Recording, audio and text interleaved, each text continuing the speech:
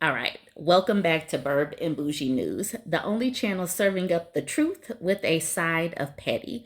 Today, we're breaking down the saga, the wild drama of Shannon Sharpe, NFL legend, media superstar, podcaster, and now ex-ESPN host. Buckle up, because this story has everything: lawsuits, settlements, and a media empire that's crumbling in real time. Shannon Sharpe, the man who made First Take a must-watch TV, just got the boot from ESPN. That's right, fired, done, out. How do we get here? Try a $50 million lawsuit, a hush-hush settlement, and a network desperately trying to save face. Let's peel back some of the layers on this media meltdown. I know I've talked about Shannon Sharpe before on my pages, but for anyone living under a rock that doesn't know the situation, Shannon Sharpe was ESPN's golden boy. His takes were spicy, his charisma unmatched, and his banter with Stephen A. Smith was legendary. But in April, this past April, the bomb dropped. A $50 million civil lawsuit filed in Nevada accusing Sharpe of SA, battery, and emotional distress, all allegedly happening between October 2024 and January 2025. Shannon Sharpe fired back, claiming everything was consensual. But the headlines were everywhere. Everybody was talking about this on social media, up, down, and all around. And the court of public opinion was ruthless. Now, the dominoes are falling. At first, ESPN tried to play it cool. Sharpe was temporarily stepping away from First Take. And you know what that means. The writing was on the wall. Meanwhile, the lawsuit was gaining steam and the whispers got louder. And just when you thought it couldn't get messier, a settlement was reached on July 18th. The detailed, sealed, tighter than a Kim Kardashian NDA. But let's be real, no one forks over $50 million unless things are serious. And truthfully, we don't know how much it was settled for. What we do know is the amount that was settled for was enough for the Jane Doe to retire. Now, behind the scenes, Sharpe's $100 million media deal evaporated. Podcast contracts suddenly a little shaky. The man who was everywhere in sports media was now persona non grata. Woo, it has been messy on social media the last couple of days. The firing heard around sports media and social media. Late July, ESPN finally made it official. Shannon Sharpe was out. No more First Take, no more ESPN paychecks, and a career that looked bulletproof was now in free fall. Shannon Sharpe addressed it on his Nightcap podcast, saying that he was at peace with the decision, but let's not sugarcoat it. Losing that platform, that paycheck, and that influence, that has got to sting. And then just to twist the knife, this all went down during his brother Sterling Hall of Fame induction. Let's talk about timing. Now, the feminist take. Here is the real tea. This is accountability in 2025. This is FAFO. ESPN saw the writing on the wall. Settlement or not, these allegations were too toxic to ignore. It's a sign that even the biggest names aren't untouchable anymore. Yeah, sure, he still has Club Shay Shay and the Nightcap podcast for now, but is his media reign over?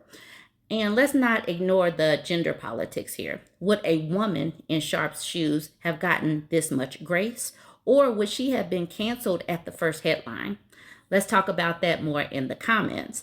We also do need to discuss some of the social media hot takes and what we are seeing around the Threads discussion, the Reddit discussion, all of that. So we are about to jump into some of the things that I have seen over on Threads. But first, we cannot forget the banter, the going back and forth that we saw between Shannon Sharpe and Monique. So let's go ahead and watch that first. This dating thing, because it's Mo is different now than when you and I. It's different, baby. I'm grateful I'm not 56 and trying. You tried to say what you tried to say. Mo, I'm looking right at you. I know you looking at me. I ain't backing down. You better take your old ass and get somebody to love you. Damn, Mo. Let me tell you what my baby need. He need him an old fat gal who can bake good cakes, make some smothered turkey wings, who gonna rub his feet at the nighttime. Oh, you don't need no 26-year-old girl. You don't need no 36-year-old girl. I know. This is your auntie talking to you. Take your your ass and get you an old bitch out there that can love you old. Trying to hang out with these young bitches and you can't do it, Shannon. You just can't do it. Now let's talk about some social media reaction. So this person, the Hall of Fame 89, says, y'all goofs gotta realize Shannon Sharpe is making more from his podcast than he was making from that ESPN contract. There's no more profitable investment than investing in yourself. So forget getting booted off of that. Forget your whole career and brand being tarnished. He still has his podcast. But let's not act like endorsements might not start falling off. He was popular. And I will be honest with you, and my husband and I were talking about this, we haven't seen nearly as much of Shannon Sharpe just popping up on our feeds. I mean, I don't know if he's getting the exact same amount of views. I'm not actively seeing it pop up like I was before, because before now he was literally everywhere. Now, Social Entrepreneur says he still gave away $23 million because of his actual encounters and a 5-minute convo that was recorded. He's still goofy. The issue is y'all always want to replace character with money. It don't work like that. I am Kay Jolie. She wanted to highlight the issue is y'all always want to replace character with money. It does not swap out your integrity, all of your brand, how you come across. It matters, but they don't want to hear this in this conversation. Valerie said they only do this when their lineage of arguments run out of steam and they go to the money. But even in the eyes of the people that probably listen to his podcast, he's lost those people too, I'm sure. And I can't be for certain because I don't watch him like that. But you all will have to let me know. Have you been seeing him just pop up in your feed like he was when he was everywhere? I don't know if y'all saw this, but Shannon Sharpe told one of his daughters that he was only giving her like $30,000 for her wedding. But when it came to supporting this OF model and this woman, he spit out like millions of dollars. We don't know for certain how much, but that just goes to show you a fool and his money will soon part. Anyway, the Tracy Rule says Shannon Sharpe told his black daughters he's not a bank, and then turns around and she puts and retires a 19-year-old white woman. She's not 19. I believe she was 19 when they met, but he retired her. She retired from being an OF model.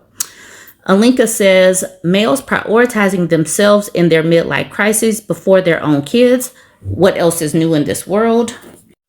Billy Serafina says, child, I'm sick of these fathers embarrassing their daughters. Sunny Day Jones makes a good point right here.